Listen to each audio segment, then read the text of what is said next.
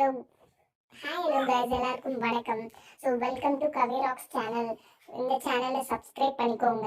நம்ம லாஸ்ட் வீடியோவில் சொன்ன மாதிரி ஆதிரை பிக் பாஸ் வீட்டுக்குள்ளே வந்தாச்சு.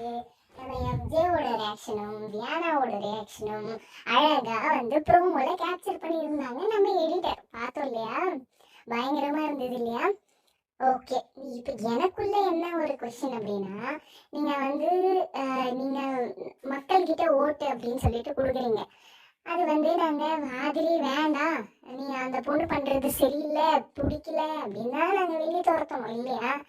நீங்கள் அவங்கள கூப்பிட்டு இப்போ ரீஎன்ட்ரி வைல்ட் கார்டு என்ட்ரி அப்படின்னு உள்ளே கூப்பிடுறீங்க.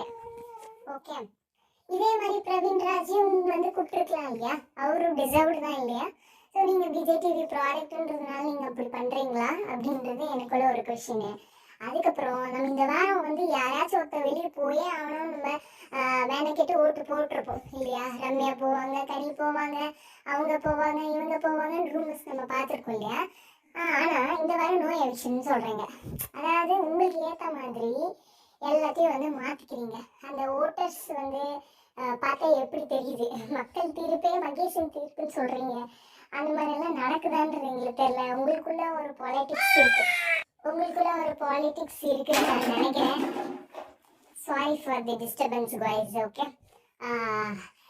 எது எப்படியோப்பா, இதுக்கு மேலே ஆதிரை என்ன பண்ண போகிறாங்க, ஃபயராக விளையாட போகிறாங்களா அப்படின்னு கண்டிப்பாக கொஞ்சம் ஃபயராக விளையாடுவாங்கன்னு தான் எனக்கு தோணுது. அவங்க வெளியே வரும்போது சொல்லியிருந்தாங்க, நான் ஃபிசிக்கல் டாஸ்க்கெல்லாம் பயங்கரமாக விளையாடுவேன், அது பண்ணுறதுக்கு அது விளையாடணும்னு நான் எக்ஸ்பெக்ட் பண்ணேன். பட் எனக்கு அமையல, 3 வாரத்துலேயே நான் போயிட்டேன் அப்படின்னு சொல்லியிருந்தாங்க.